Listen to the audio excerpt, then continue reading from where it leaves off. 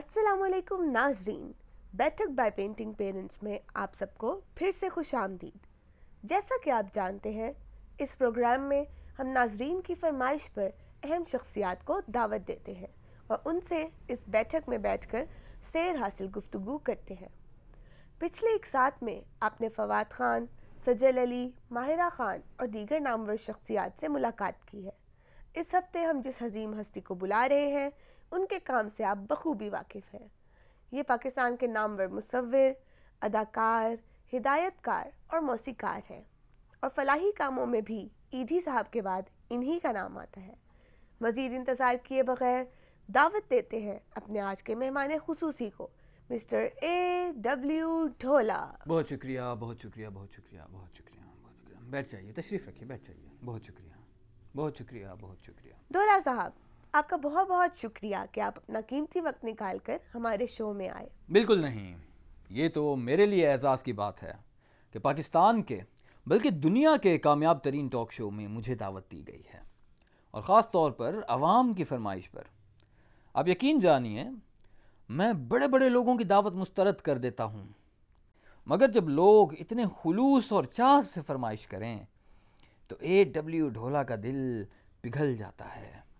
आपको यहाँ आने में कोई दिक्कत तो नहीं हुई थी? स्टूडियो आसानी से मिल गया था? जी हाँ, स्टूडियो तो आसानी से मिल गया था। आपने लोकेशन जो व्हाट्सएप कर दी थी। असल दिक्कत मुझे पार्किंग ढूंढने में हुई थी।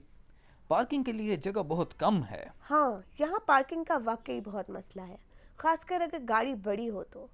कौन सी गाड़ी है आपके पास? मैं अपने प्राइवेट जहाज पर आया हूँ। पार्किंग की जगह नहीं मिली तो मैंने चाबी अपने ड्राइवर को दे दी कि आहिस्ता आहिस्ता उड़ाता रहे। सड़क पर रोकेगा तो चालान हो जाएगा। 250 रुपए का नुकसान है। बैंक की लाइन में अलग लगना होगा। आपको तो पता है, छड़े बंदे को तो ख्वारी भी ज्यादा करनी पड़ती है। बिल्कुल बिल्कुल। नाजरीन, ढोला साहब की शख्सियत किसी तारुफ की मोहताज नहीं।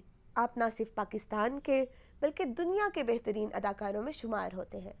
दुनिया के मशहूर और अकेडमी अवार्ड याफ्ता अदाकार इनके साथ काम करने को बेचैन है, और वो वक्त किसे भूल सकता है जब हॉलीवुड की अदाकारा एंजेलिना जूली ने ग्लैमर मैगजीन को इंटरव्यू के दौरान इतराफ़ किया था कि वो आपके खुलूस और मोहब्बत से बेहद मुतासिर हुई हैं।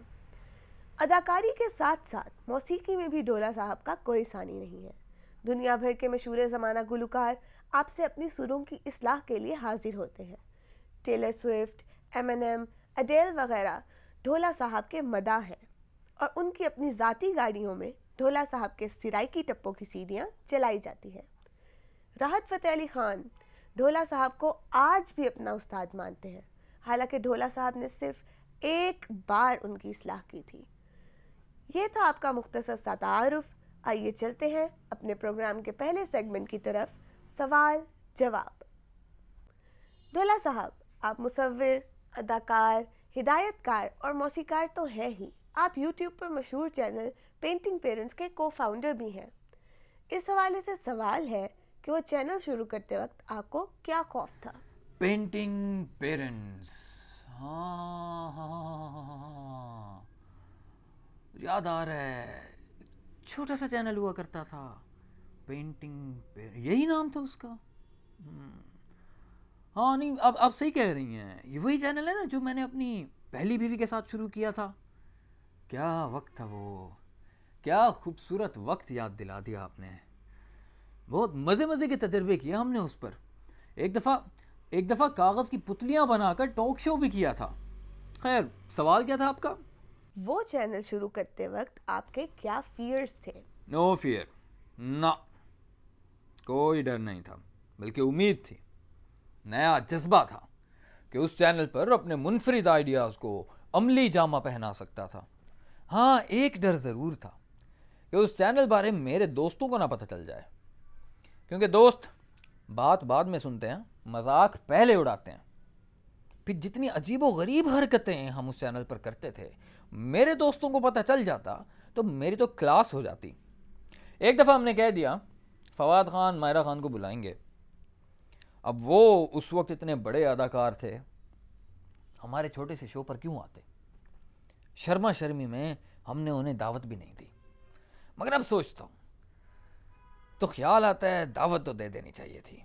وہ آئیں نہ آئیں الگ بات ہے, ہمیں تو اپنا دل بڑا رکھنا چاہیے نا. خیر یہ حرکتیں کیا کرتے تھے ہم وہاں پر, اور کوئی ڈر نہیں تھا. ہاں میری بیوی کو ڈر تھا, کیونکہ اس کی ساری سہیلیوں کو اس چینل کے بارے میں پتا تھا.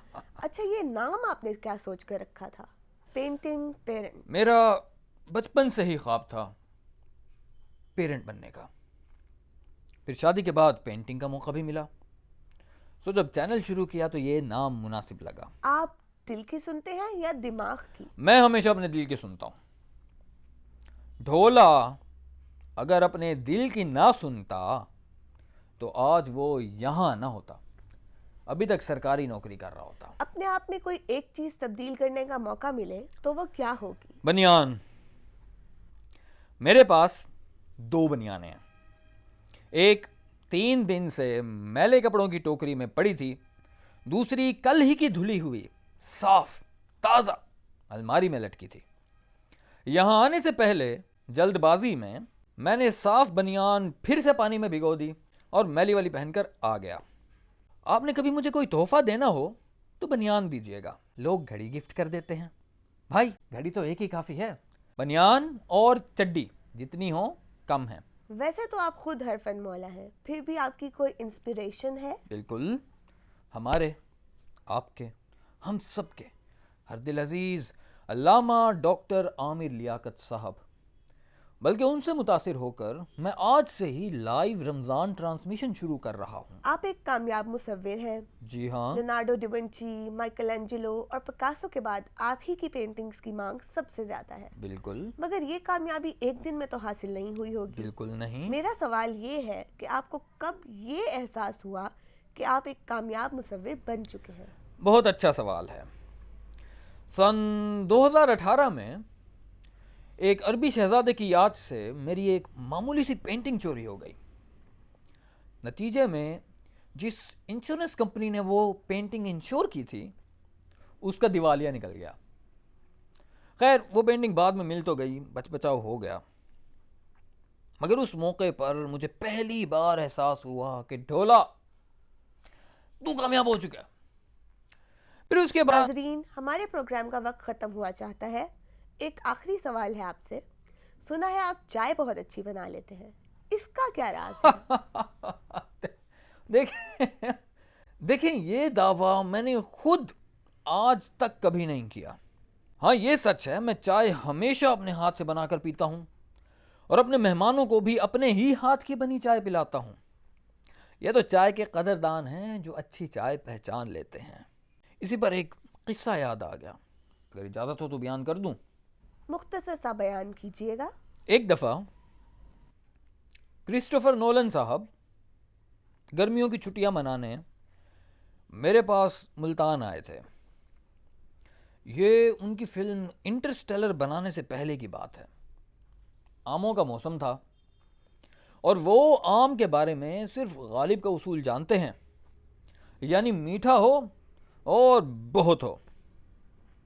ہر روز دوپہر کو میری بیٹھک میں گاؤ تکیے سے ٹیک لگائے آم کھائے جاتے تھے اور بحث و مباحثے کا سلسلہ شروع ہوتا تھا. اقبال کے فلسفہ خودی, اقتصادیات اور پاکستان کے موجودہ سیاسی حالات پر رات دیر گئے تک بحث چلتی تھی.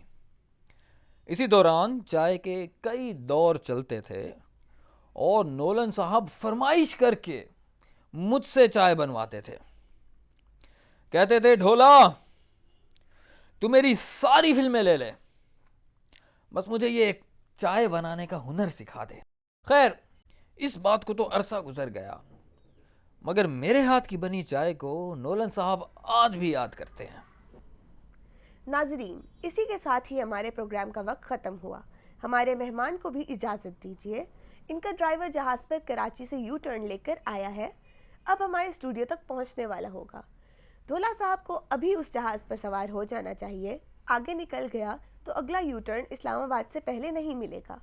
سڑک پر روک نہیں سکتے کہ چالان ہو جائے گا. 250 روپے کا نقصان ہے. بینک کی لائن میں الگ لگنا ہوگا. آپ کو تو پتا ہے چھڑے بندے کو تو خواری بھی زیادہ کرنی پڑتی ہے. خدا حافظ.